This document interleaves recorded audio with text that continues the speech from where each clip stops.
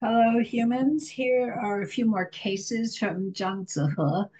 Um, we had some cases of his on emotions, but these are on other things. These are kind of a random mix. I'll probably have more of his cases at some time in the future, but for now, this is just a few random cases of his.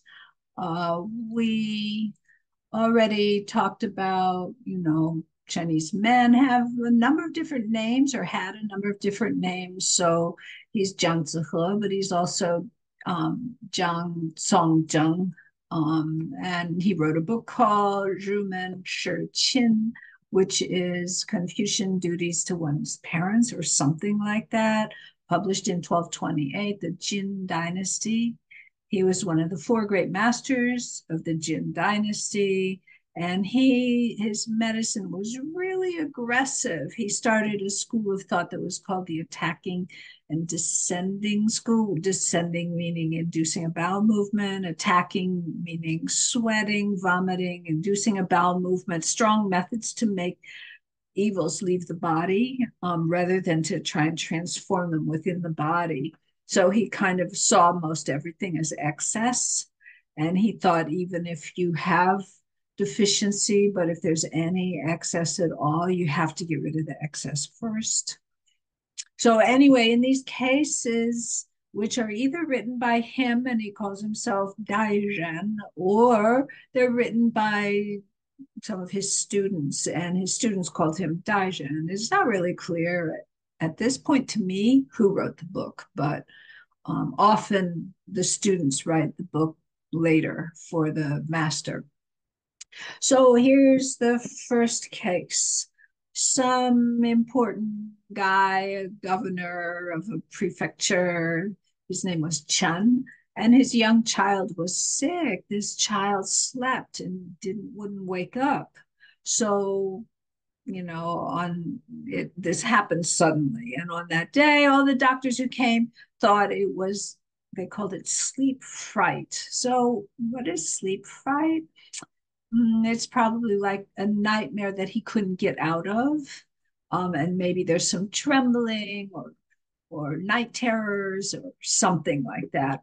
Fright means a lot of things and not just the emotion. Fright, it can mean trembling and convulsions and spasms and so forth. So, he was stuck asleep due to fright, something like that. Some of the doctors wanted to do moxa on him, and some wanted to use a pill that's for fright. Sorry, I didn't research what's in all of these other medicines because mostly they weren't effective, and we're probably not going to use most of these today. And some wanted to treat him with some kind of mercury cake. I don't know what a mercury cake is, but I don't think it's a good idea. His father said, this child has never been sick before, normal, regular, every day. This child is fine. How could he suddenly have this condition of fright, which often means infantile convulsions, but it doesn't even seem like he was convulsing. So the father thinks something's wrong with your diagnosis. And so he asked Dairen what's up with my son? And so Dairen felt the child's pulse. They were all harmonious, which, if he had fright, the pulse of fright wind should be surging, large and strong, but his pulse is harmonious. His pulse is just fine. This is not fright wind. This is not infantile convulsions or anything like that. This is something different. His pulse is fine.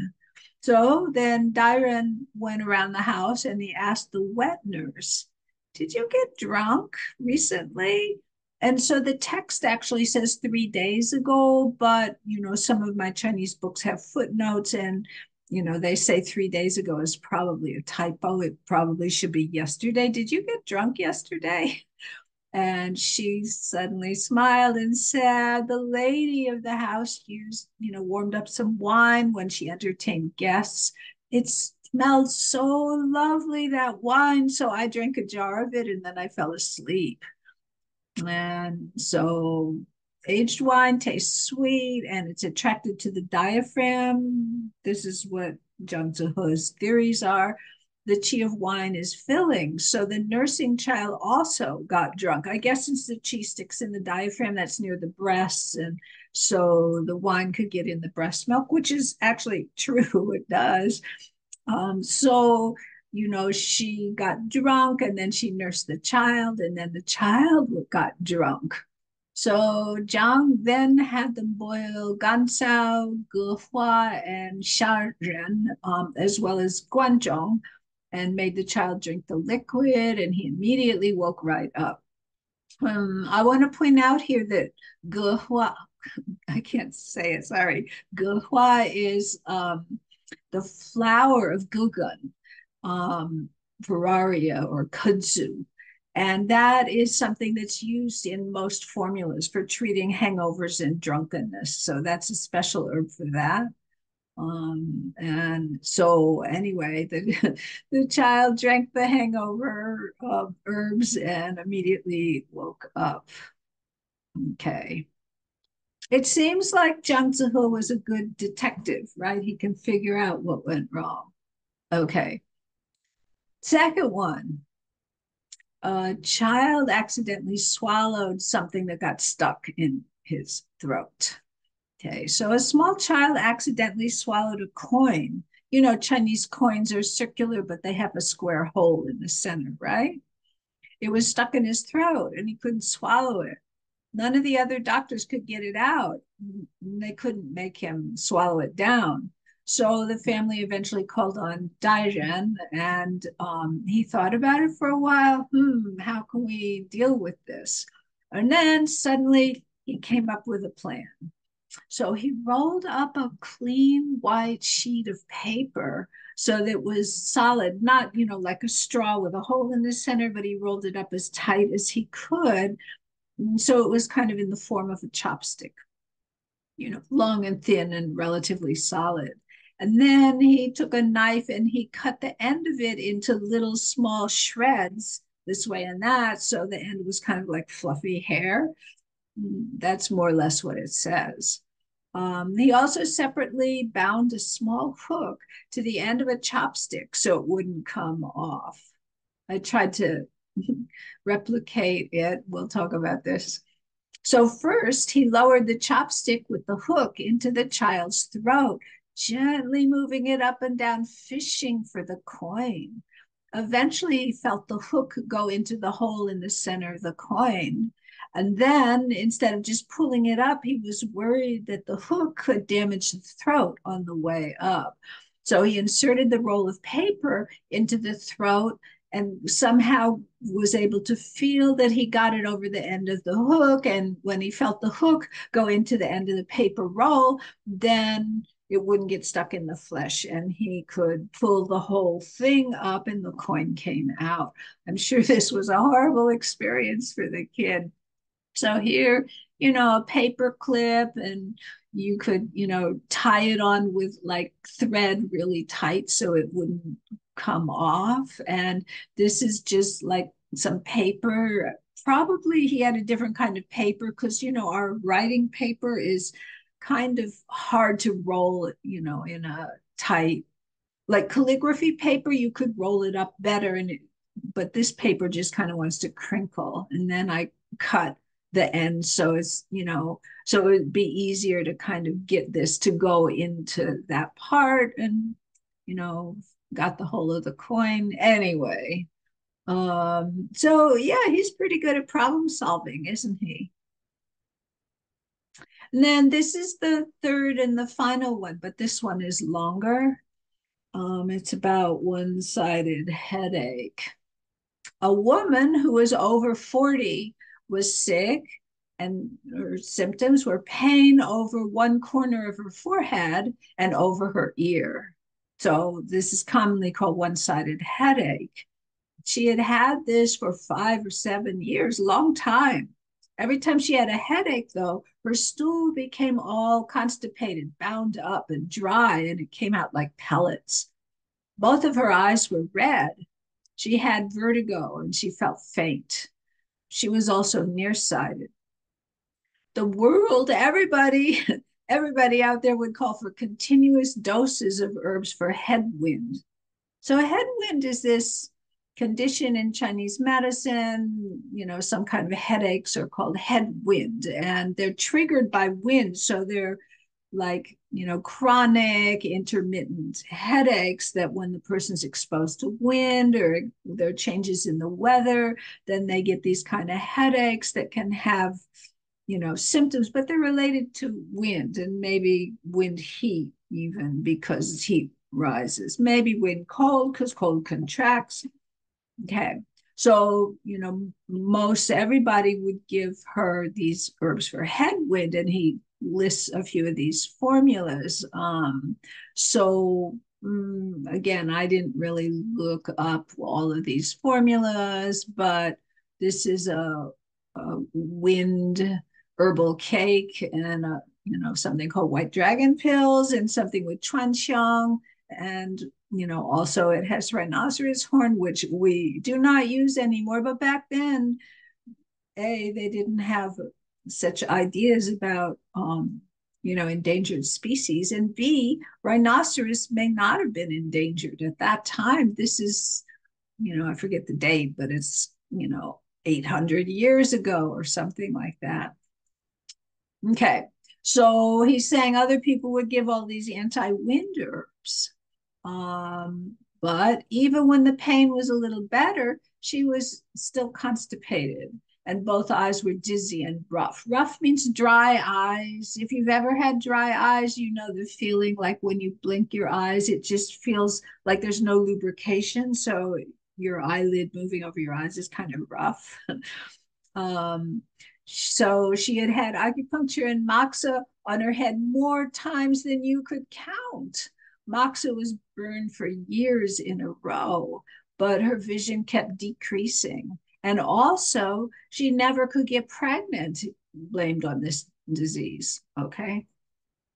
So one day, her family or she asked to see Dairen, and he came and he says, I felt her pulse on both wrists. It was rapid but forceless.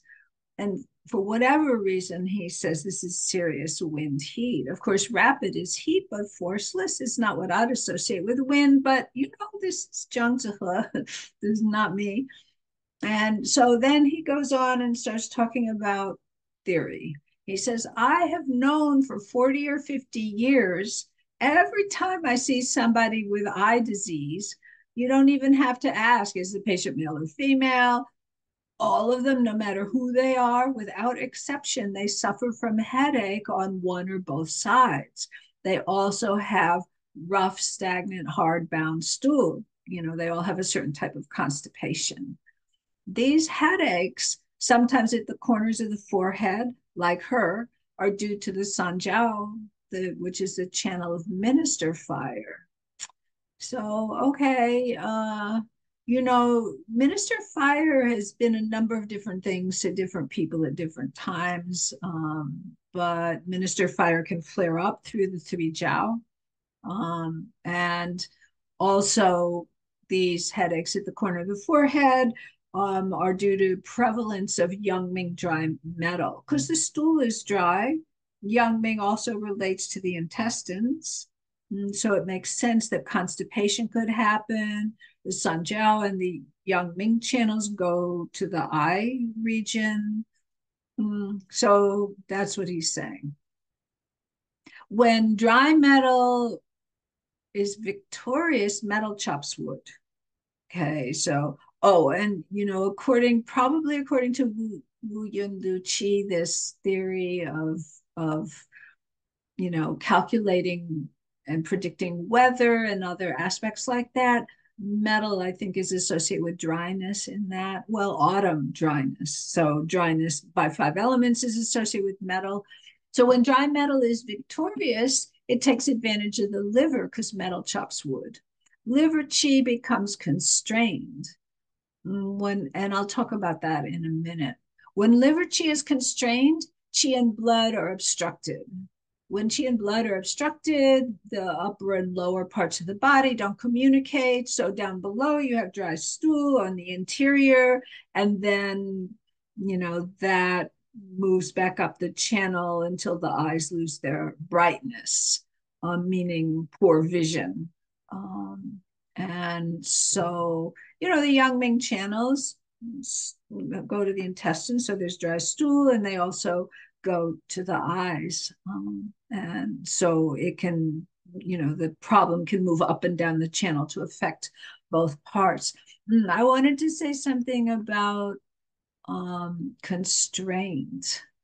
I did a bunch of research about constraint. Today, when we say constraint, we mean liver qi constraint, which you might call liver qi stagnation, but there's a different word. There's this word constraint. And so originally in Neijing, constraint was related to weather, to severe weather. It's in the Dalun, the chapters that were added by Wang Bing that have to do with Wu Yun Lu Qi. And, it talks about 5 constraints, meaning the 5 types of weather. And when the weather's really severe, it causes constraint, but they're not really talking about liver constraint. And then at this time period of Zhang Zihe, they started expanding what was meant by constraint. And so this does have a weather aspect to it. Wind and dryness and heat is part of it, but you see it's moving towards the liver. And so this isn't really talking about constraint that comes from emotions like anger or suppressed anger. This is talking about constraint that comes from weather, but he still talks about constraint in the context of liver more than any of the other organs. So it's an interesting thing that is pretty complex. And then, in over the next couple hundred years, then constraint started to be something that could affect the lungs or the spleen or the liver, especially. I don't think they talked about constraint for the heart or the kidneys much, but eventually constraint came to just mean a liver thing, like, in the Ming Dynasty and after. So, yeah, the meaning of things change over time in Chinese medicine. You have to, when you're translating stuff, know what time period you're in and understand the concept as it was used in that time period. Anyway, so she's got this constipation, she's got the eye problem, she's got the headache, and so he treated her with Da Cheng Qi Tang because he thinks she has dry constipation in the intestines. But this isn't something that comes from Taiyang pattern that's moved into Yang Ming pattern. She's got constipation and heat in the intestines. And so he's using Da Cheng Qi Tang boiled in 3 liang of river water. Why river water? River water's moving. In Ban Xiao Gangmu, there's so many types of water, and you use different types of water for different conditions. So river water is moving water. And he added in some mangxiao, and then she was to wait for it to cool, and she took 3 or 5 doses consecutively, in a short period of time, in a couple of days or something like that. It cleansed out the filthy stagnation and bound dryness in her intestines. Accumulated heat drained out like hot water. Of course, this drained out like hot water is the image of diarrhea, and the heat is moving out like pouring out hot water.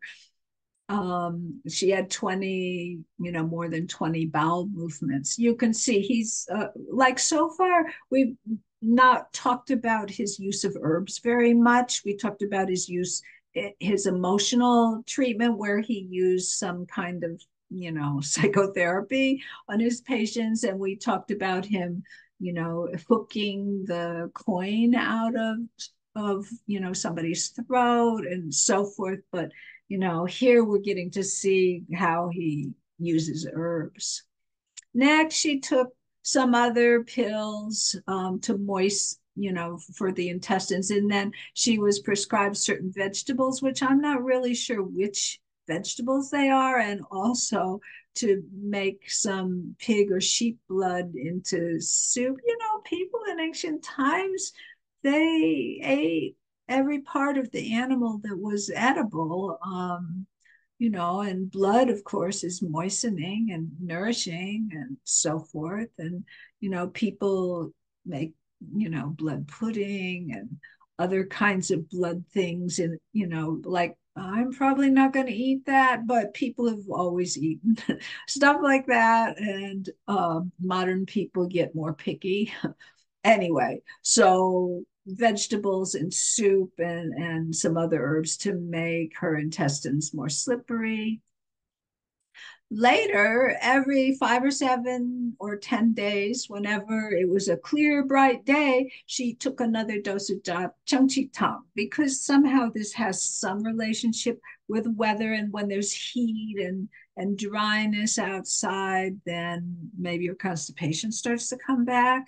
And so she'd take that in the evening. And following this, her pain, she had headaches, her pain decreased. He didn't even treat the headache. He just induced bowel movements and that apparently treated the root. So her pain decreased. After an additional 3 doses of Dachengqitang, her eyes cleared and her head lightened, and the dry became lustrous, and the bound was set free. So, now her stool is moist and so forth. And then because of all this, she could have 3 sons. Okay.